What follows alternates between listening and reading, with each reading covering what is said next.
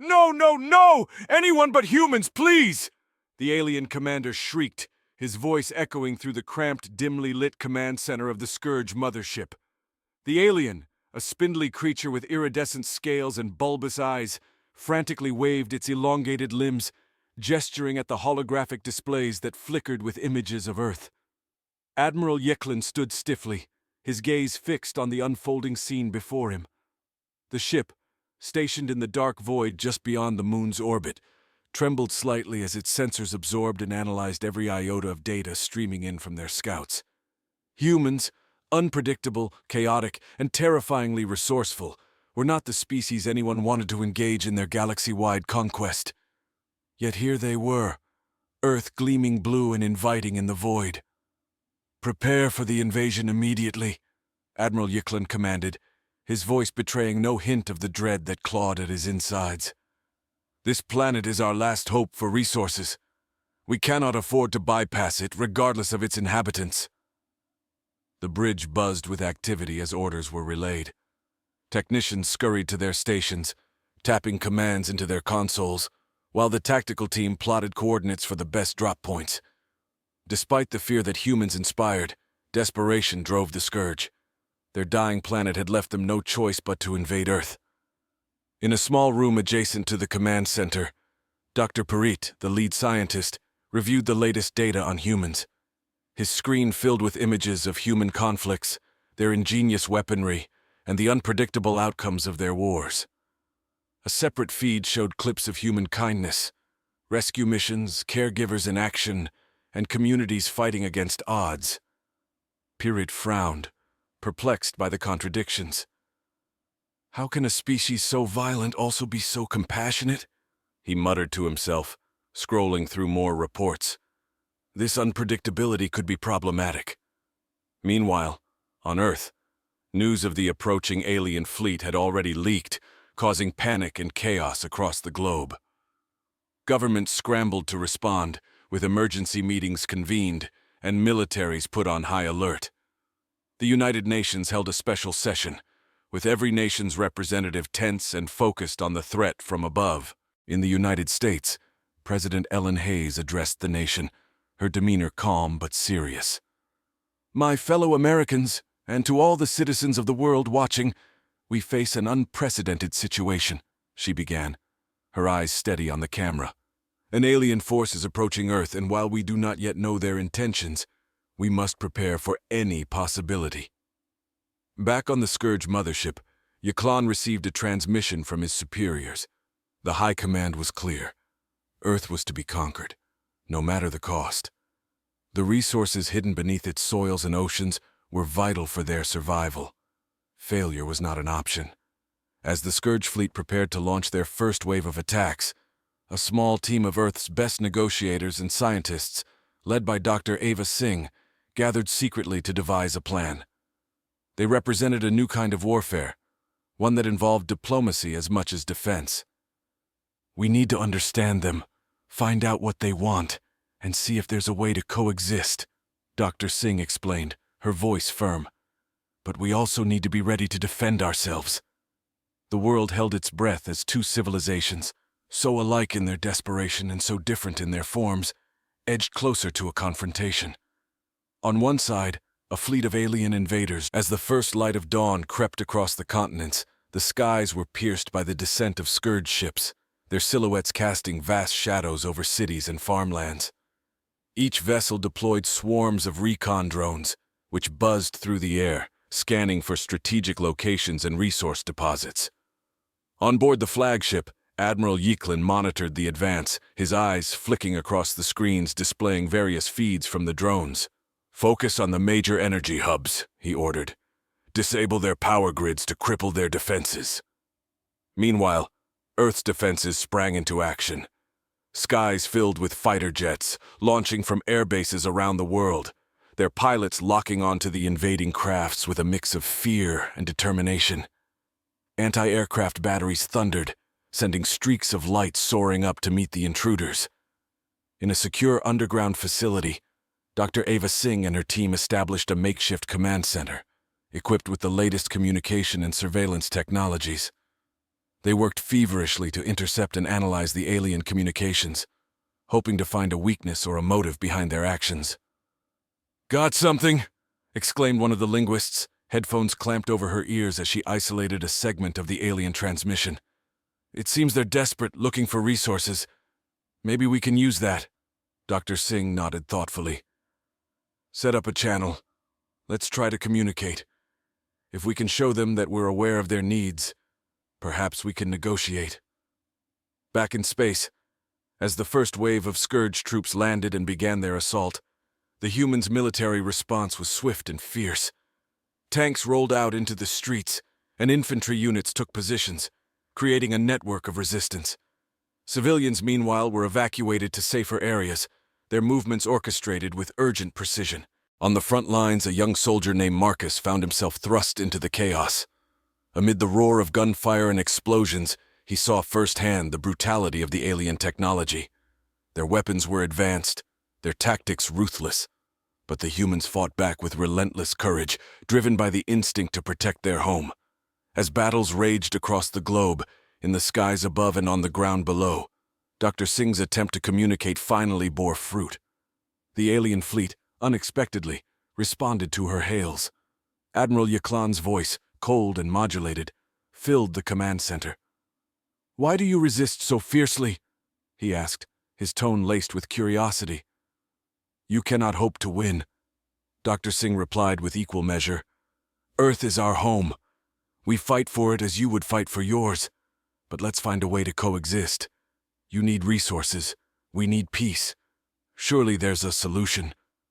Admiral Yaklan paused, then responded, "I will consider your proposal. Cease your attacks, and we will do the same." A tense ceasefire ensued, the stillness almost as unsettling as the conflict itself. Both sides eyed each other warily, knowing that the slightest provocation could reignite the war. Earth's leaders convened, discussing strategies and contingencies, while the Scourge Command held its own council. As the world waited, a complex dance of diplomacy and strategy unfolded. Earth's future hung in the balance, dependent on the ability of both species to see beyond their fears and desires. The possibility of peace, fragile and uncertain, loomed on the horizon, a testament to the complex nature of survival and coexistence in the vast, uncharted expanses of the cosmos. In the uneasy silence that followed the ceasefire, the planet seemed to hold its breath. The Scourge ships hovered ominously in the sky, their dark forms a constant reminder of the potential for violence that could erupt anew at any moment. Below, the ravaged landscapes bore witness to the initial onslaught, but now lay strangely quiet, as both sides contemplated their next move. Admiral Yaklan, back on his ship, scrutinized the humans' offer. Resources were their dire need, but surrender was not in their nature. Negotiations would need finesse and a deep understanding of the human psychology. He convened his top advisors, laying out the strategy. "We need to approach this with caution. These humans are clever and unpredictable. Let's test their sincerity." On Earth, Dr. Singh's team worked round the clock, trying to establish a protocol for negotiations. The global community was split. Some leaders pushed for a defensive stance, others advocated for diplomacy. Dr. Singh believed in dialogue, but prepared for the possibility of betrayal. She briefed her negotiation team, emphasizing the need for transparency and caution. "We must be honest about what we can offer and firm on our non-negotiables. Peace is the goal, but readiness is our safeguard." The first diplomatic exchange was arranged, an interstellar call that would be broadcast live around the world. As millions watched, Dr. Singh addressed Admiral Yaklan, her voice steady despite the historic weight of her words. "Admiral, you've seen our planet and felt our resolve. Let's explore solutions that benefit us all without further bloodshed." Admiral Yaklan's response was broadcast from his ship, his image flickering on screens across Earth. "Dr. Singh, your proposal is under consideration. However, we require guarantees, access to specific resources before we withdraw our forces." Negotiations continued, with each side presenting their terms. The Scourge demanded access to Earth's mineral deposits and water reserves, while Earth's leaders sought assurances for safety and technology sharing to safeguard against future threats. As these negotiations unfolded, a team of Earth scientists, led by a renowned xenobiologist, Dr. Eric Tam, sought to understand the scourge's biology and technology. Secretly, they hoped to find leverage or a means of protection against possible future incursions. Dr. Tam and his team analyzed samples Covert Kudli obtained from the initial skirmishes, fascinated and horrified by the alien physiology and its implications. Tensions escalated as Commander Varax's covert faction gained momentum. In the shadows of the Scourge flagship, whispered meetings were held, plotting a decisive end to the stalemate with Earth. Varax, fueled by a militant ideology, viewed the ongoing negotiations as a sign of weakness. "We are warriors, not diplomats," he hissed during a clandestine gathering. "Our ancestors conquered stars. We must not falter before a divided and technologically inferior race." Meanwhile, Earth's defense forces remained on high alert. General Martinez, overseeing global military operations, coordinated closely with Dr. Singh's diplomatic team to ensure a unified front. "We must be prepared to respond at a moment's notice," he instructed his commanders. "Keep our defenses ready and intelligence sharp." Dr. Singh, wary of the delicate situation, continued her diplomatic efforts with Admiral Yiklan, striving to forge a path to mutual understanding. During another high-stakes transmission, she proposed a joint scientific venture. "Let's share knowledge and work on sustainable energy projects together. Such cooperation could lay the groundwork for a lasting peace and benefit both our species." Admiral Yiklan, though intrigued, remained non-committal, his thoughts clouded by the internal pressures from Varax's faction. Sensing his hesitation, Dr. Singh pushed forward with more detailed plans, hoping to sway him by demonstrating the practical benefits of cooperation over conflict. Back on Earth, the hackers and the Earthbound Guardians penetrated deeper into the Scourge's network. Their leader, a brilliant but reclusive cyber strategist known as Sci-Fi, orchestrated the infiltration. "We've accessed their tactical databases," Sci-Fi announced in a secure chat room. "There's a faction pushing for an end to the ceasefire. We need to expose this to Dr. Singh." Armed with this crucial information, Dr. Singh approached her next negotiation session with renewed urgency. "Admiral, I am aware of..." Caught off guard and realizing the vulnerability of his position, Admiral Yiklan agreed to a provisional treaty, including terms for resource sharing and joint defense protocols. The agreement would be solidified upon the successful completion of a cooperative mission to harness geothermal energy beneath Earth's crust, showcasing the potential for their combined technological prowess. As the treaty was drafted, Dr. Eric Tam and his team made a groundbreaking discovery. They had synthesized a compound from the biological samples collected from Scourge warriors, potentially a powerful energy source. Dr. Tam shared this development with Dr. Singh, suggesting it could be a pivotal bargaining chip. "This could redefine the energy landscape for both our species," he noted with cautious optimism. The news of the treaty and the scientific breakthrough spread rapidly, creating waves of hope and suspicion alike. On Earth, public opinion was mixed, with rallies supporting and opposing the treaty taking place in major cities. In the Scourge fleet, Varax's followers simmered with discontent, planning their next move. As the scheduled signing of the treaty approached, all eyes were on the joint mission's outcome. Success would cement the new alliance, but failure or sabotage could easily ignite the smoldering tensions into an all-out conflict. With the future of two civilizations hanging in the balance, the path forward was fraught with uncertainty, but illuminated by the possibility of a shared destiny. As the day of the treaty signing drew near, both Earth and the Scourge fleet buzzed with preparations and covert activity. The proposed joint mission was scheduled to launch immediately after the ceremony, marking a historic step towards interstellar cooperation. However, the undercurrents of dissent were not stilled, and the atmosphere was charged with a tense expectancy. Admiral Yiklan, despite his outward support for the treaty, faced mounting pressure from Varax's faction. Varax, seeing his influence waning as the prospect of peace grew, plotted a desperate last move. He met secretly with his most loyal followers, arming them with disruptive technology designed to sabotage the mission. "If the mission fails," he whispered, "the treaty collapses, and our path remains clear." On Earth, General Martinez deployed additional security protocols around the launch site, aware of the potential for sabotage. Surveillance drones swarmed the area, and elite troops stood guard, their eyes scanning for any anomaly that might threaten the event. Dr. Singh, meanwhile, coordinated with her Scourge counterparts to finalize the treaty's details. She met with Admiral Yiklin via secure channels, reinforcing the benefits of their partnership.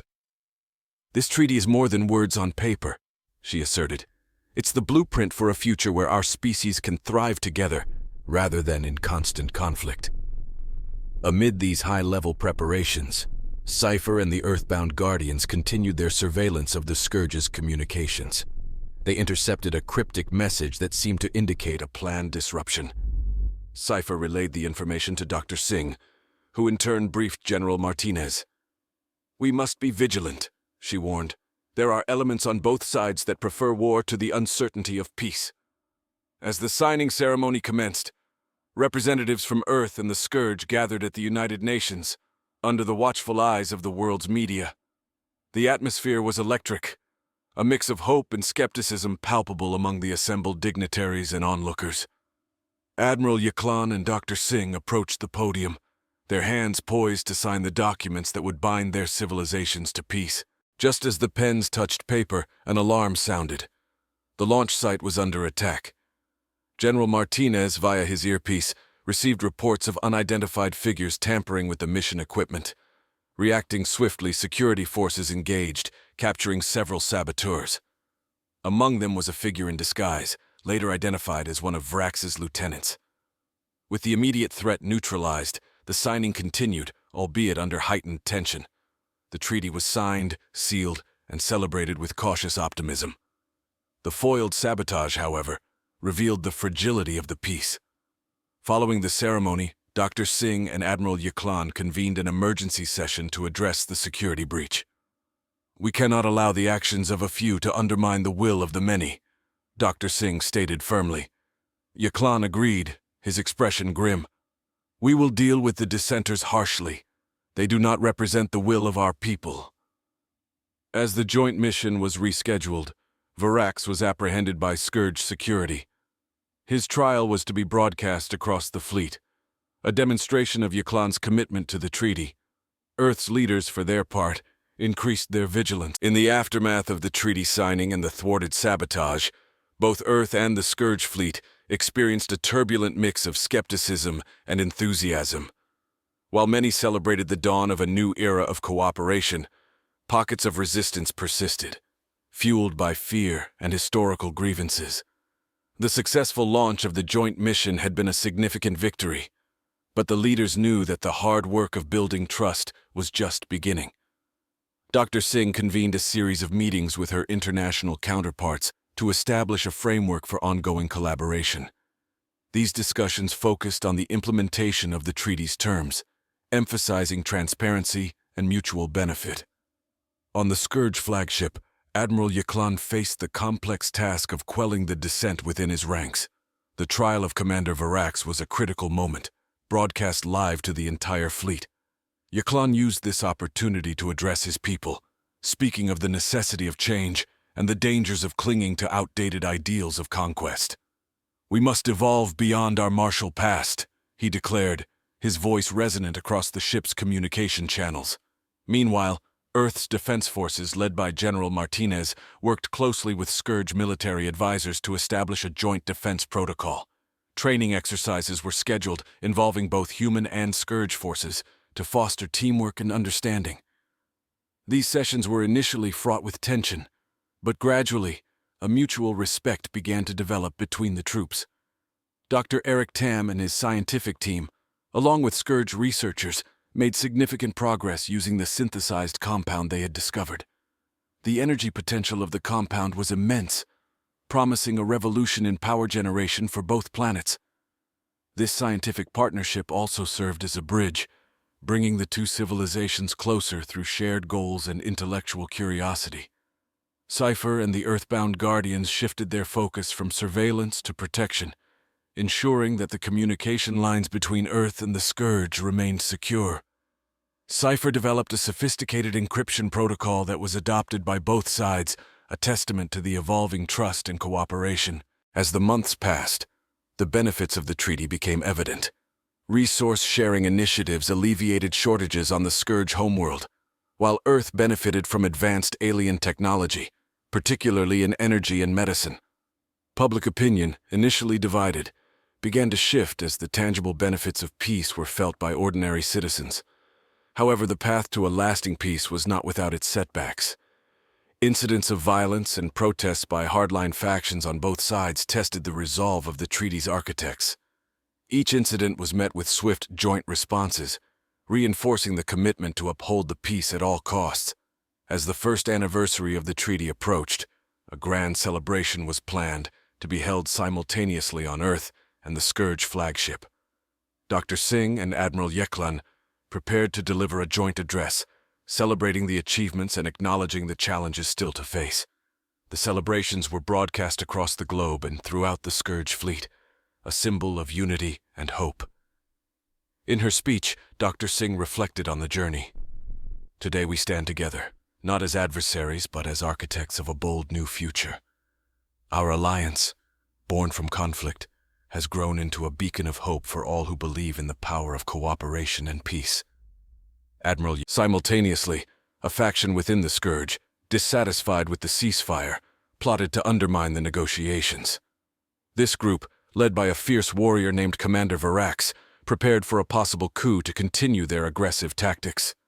"The humans are weak," Varax growled to his cohorts. "We should strike now while they are distracted by talks." As both sides navigated the delicate paths of diplomacy and deception, a third-party group emerged from Earth's own ranks, a coalition of hackers and activists who were determined to influence the outcome.